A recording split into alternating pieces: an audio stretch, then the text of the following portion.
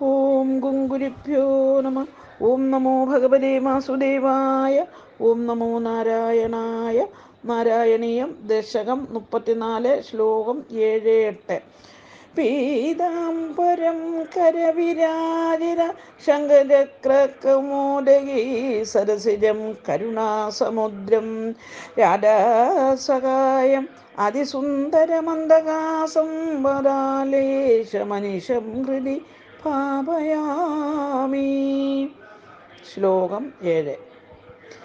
നത്വാഗസ്ത്യം സമസ്താശരനികര സമ്പത്രാകൃതിം താപസേഭ്യഹാം പ്രത്യം ശ്രൗഷി പ്രിയൈഷി തദനുജമുനിന വൈഷ്ണവേ ദിവ്യജാവേ ബ്രഹ്മാസ്ത്രേ ചാഭിദത്തേ പിതൃസൂർദം വീക്ഷ ഭൂയോജനായും മോദാൻ ഗോദ തടാന്തേ പരിരമസി പുര പഞ്ചവഡ്യാം വധൂഢ്യാം.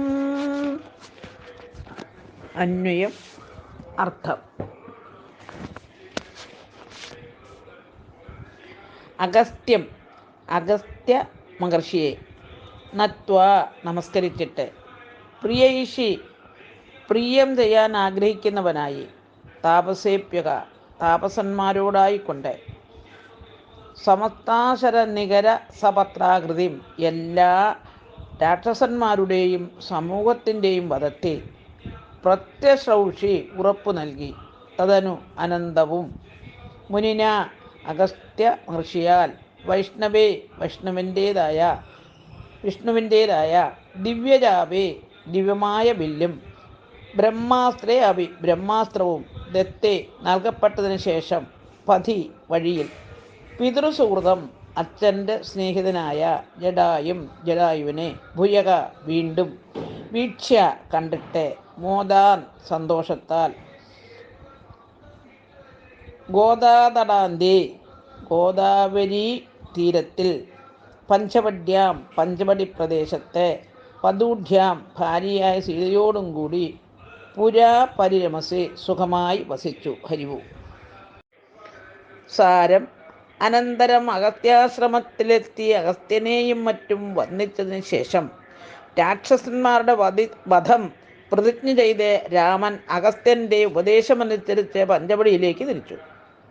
വഴിയിൽ വെച്ച് ദശരഥൻ്റെ സുഹൃത്തായ ജടായുവിനെ കണ്ട് വന്ദിച്ചു ആനന്ദ തുന്തിലനായി തീർന്നു.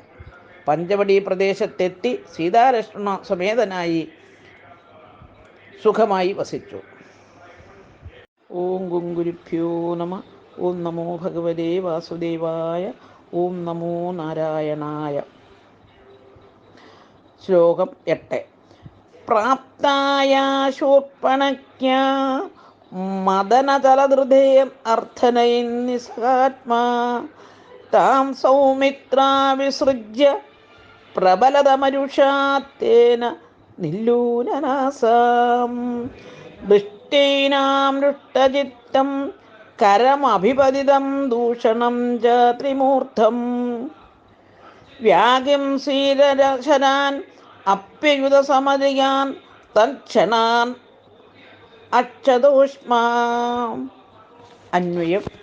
അർത്ഥം: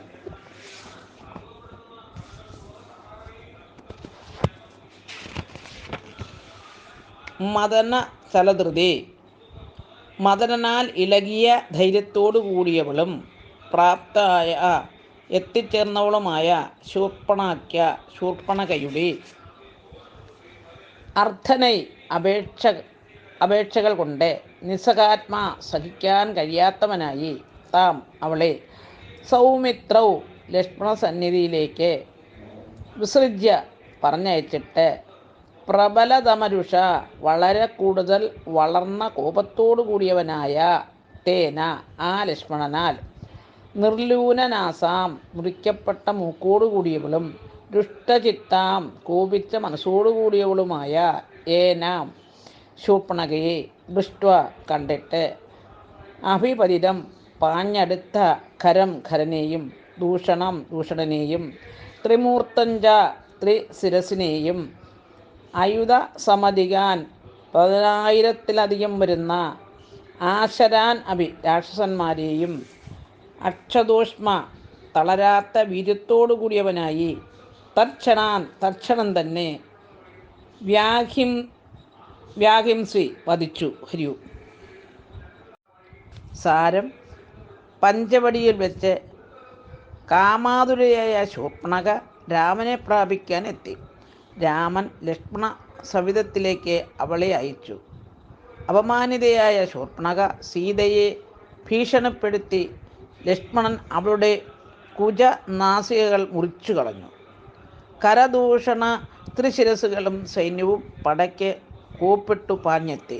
രാമൻ അനായാസം ആ പെരുമ്പടയെയും കരദൂഷണ ത്രിശിരസുകളെയും കൊന്നൊടുക്കി. രാമൻ്റെ അക്ഷയമായ ശക്തിക്ക് മുമ്പിൽ രാക്ഷസൈന്യം ഒടുങ്ങി. ഹരിവും